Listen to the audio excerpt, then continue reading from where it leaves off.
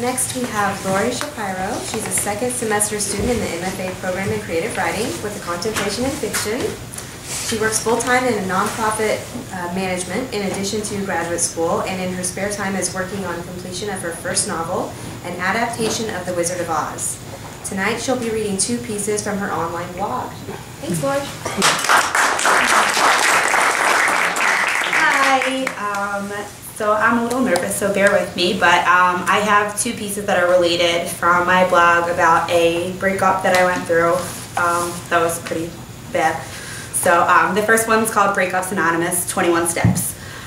When presented with the well-deserved Grammy Award, her 6th and final for the evening for 21, an album I will go on record to say is one of the best albums ever made, this is what Adele had to say to an audience of professional peers, some musical icons she probably grew up listening to, and anyone else tuned in from TV land.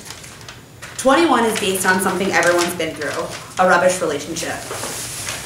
My heart melted to stone a bit when I heard that. In one of her biggest moments ever, she was just another girl who had been badly bruised by a failed relationship. She took very important time to tell her fans that, and speaking directly to Adele, we love you even more for that. Yes, I said one of the best albums of all time for all you snobby music intellectuals out there questioning where and how it fits into a list of the greatest albums ever. But my feelings are strong on this one. Partly because of how I feel each and every time I listen to any song on that album, but it's something even more intrinsic and visceral than that. Aside from the sheer talent of this British artist whose first album is a gem, setting her humility and knowledge beyond her years aside, and also the cool fact that even rock stars like Jack White love this girl, there's a discussion I want to have here. There are the obvious things you know about this album, unless of course you live under a rock. For me, none of the acclaim or popularity of this album means anything. For me, it doesn't matter that the record dropped so long before it was even mainstream popular and has been out forever now. So much so that if we were still listening to cassette tapes, everyone would have worn through 3 or 4 copies of this album by now. I know that everyone has listened to some of it, and I know men and women alike have found a kindred to this album that spread like wildfire. Go ahead, Adele, set fire to the rain. And maybe this is just old news, but this is my blog and I can write about what I want to write about. For me, this album is about something I talk about all the time with relation to music, the connection. I happened to go through a pretty rough and ugly breakup just before the single Someone Like You hit radio waves.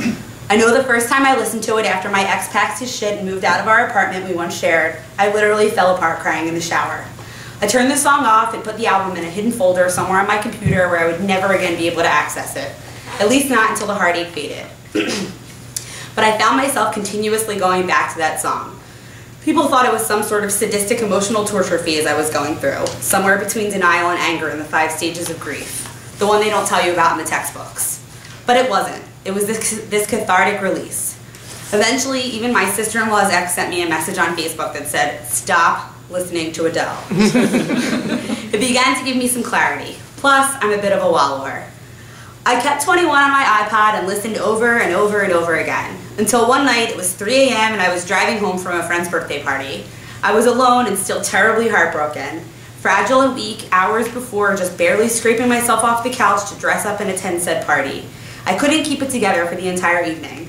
So there I was, driving down the boulevard with the windows down, mascara running down my face as I'm crying and so loudly trying to sing, but all that was coming out was a very muddled and unrecognizable chorus of blubbering that trailed off into a pile of snot and tears too big for the world's largest handkerchief.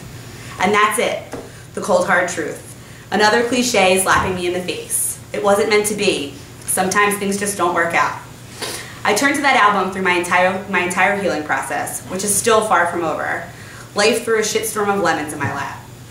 21 is therapy. It's a DIY kit on how to survive the worst. It's reassurance that someone out there knows the pain you're feeling and wants to show you the light at the end of the tunnel. It's so dim at first.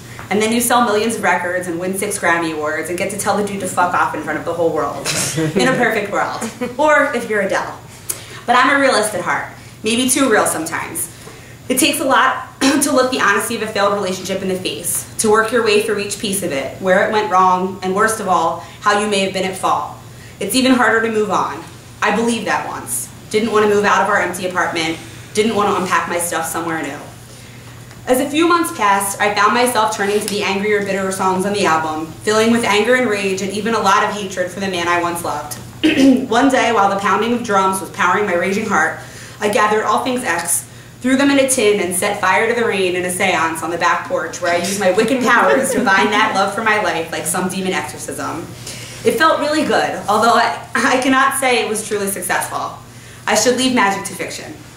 However, I do know that whatever Adele brewed up in her witch's cauldron released her experience out onto the sheets of music and powerful vocals that concocted the exact potion to help soothe the wrath of a woman scorned.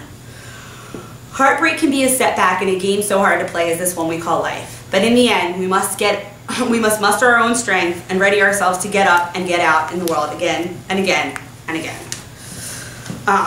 So this second one is called 10 Things I Don't Hate About Being Single, and it's sort of related.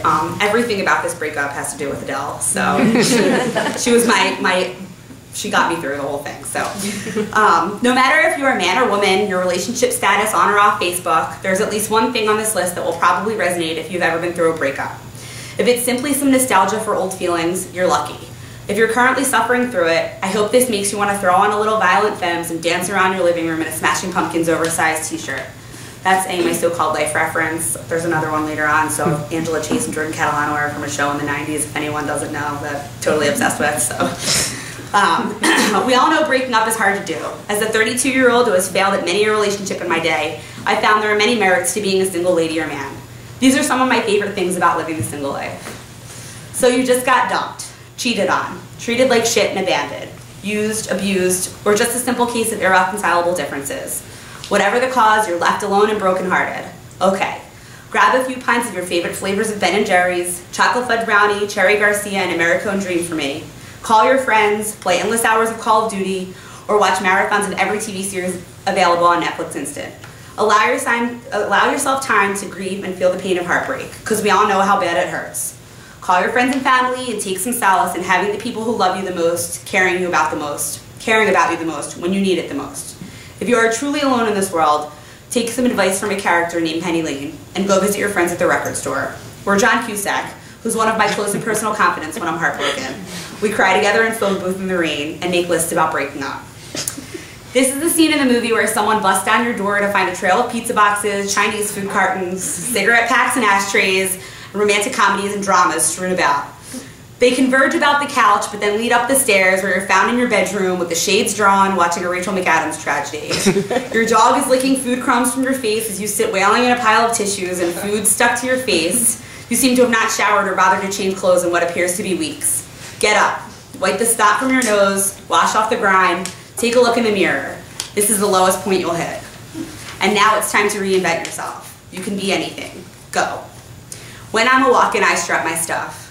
You'll start feeling confident and hot to trot. I made a brief reference earlier to Angela Chase's morning of epiphany. She opens her eyes one morning and she's just over him. She's just over Jordan Catalano. This moment is a crucial step in breakup recovery.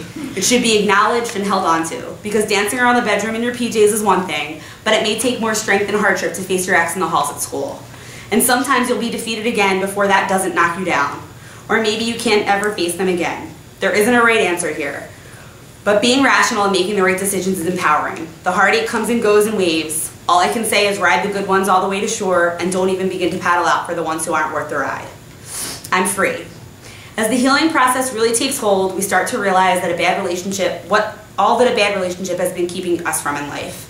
My ex was a controlling asshole, and I made the mistake of allowing myself to be sacrificed for what I thought was my future. When I finally realized that the relationship sucked, and so did my ex, I realized how good it felt to be free from what would have been more like a prison sentence than a bright sunny future. Lesson learned.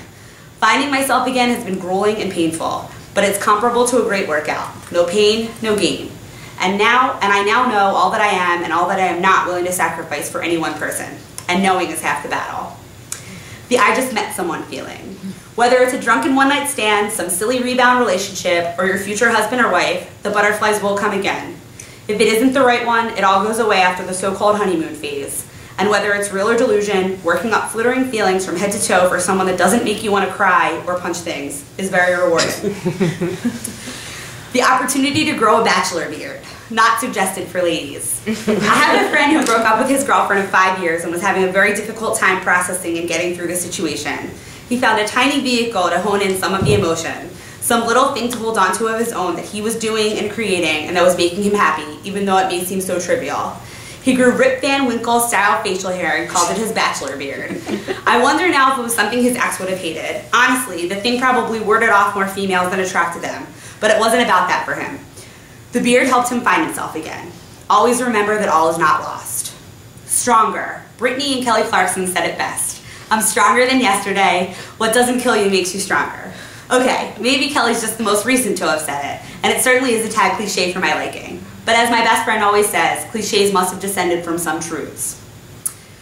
In breaking up, as much as you don't want to hear them from anyone, the cliches are right.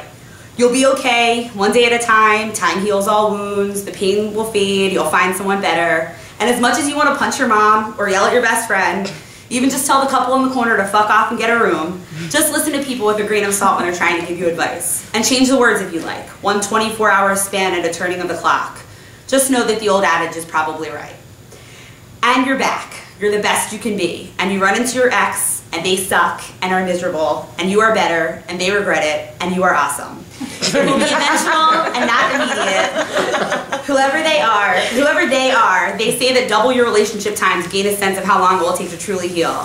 Sometimes the burn from a 10-year-old flame can stir up feelings like it was yesterday, but it will get better, seriously. And when it does, no better feeling. And then someday, that someone that shit all over you and broke your heart is just a distant memory. And like Adele, you can graciously accept your Grammy Award and walk off stage with the mere recognition that a shitty relationship led to one of the best albums of all time. Find your 21.